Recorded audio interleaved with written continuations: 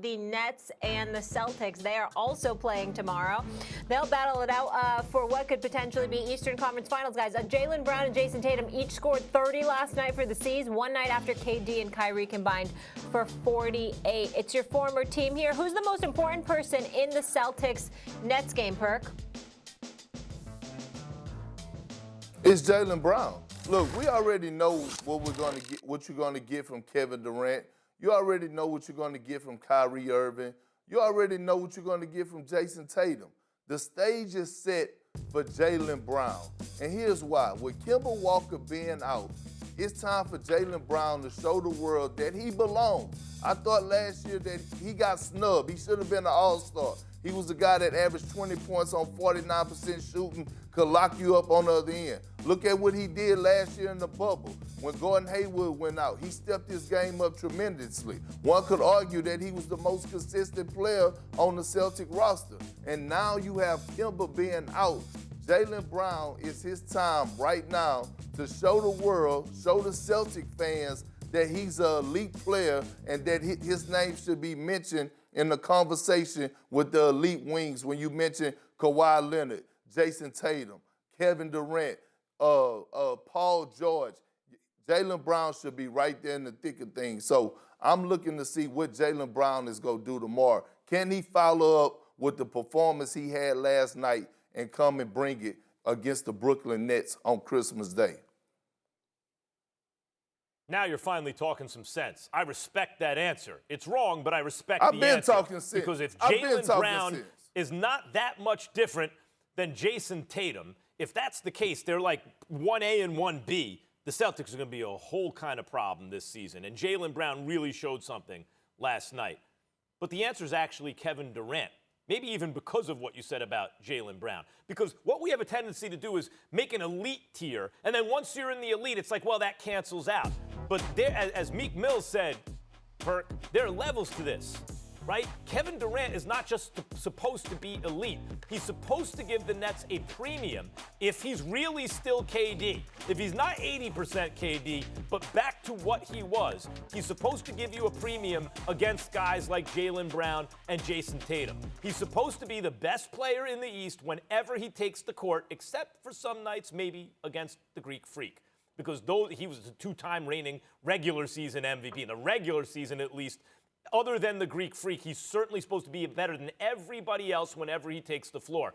And if KD can do that, the sky really is the limit for the Nets. They're not simply in the mix with the Celtics, with the Bucks, and teams like that, but they really they're going to be overwhelming favorites to get out of the East, maybe even win a chip if KD is really KD. He's the most important player in that game.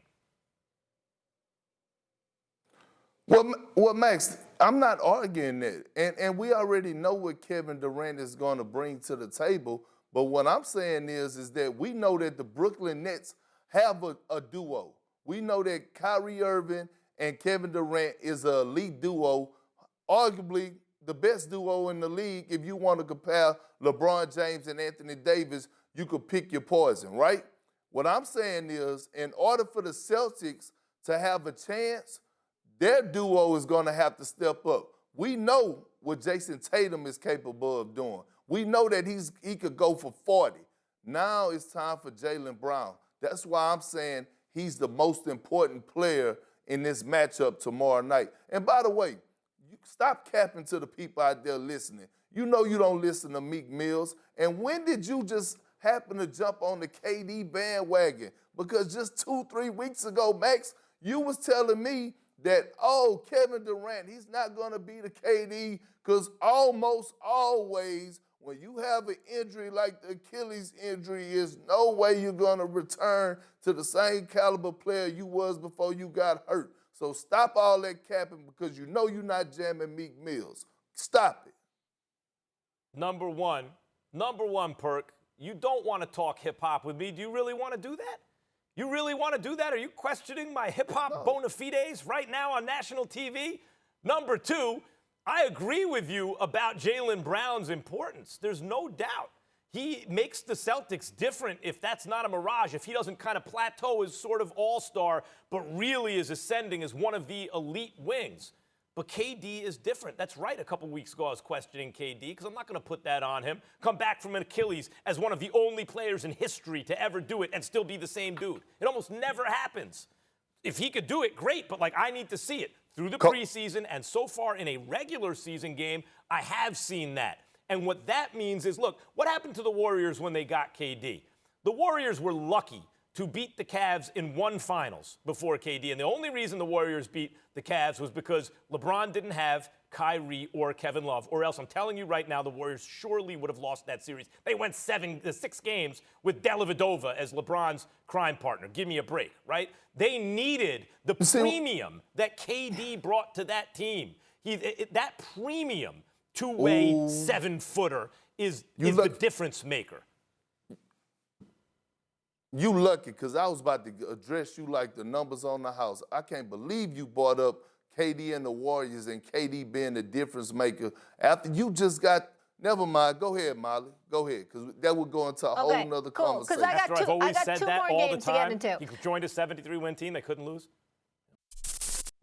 Thanks for watching ESPN on YouTube. For live streaming sports and premium content, subscribe to ESPN+.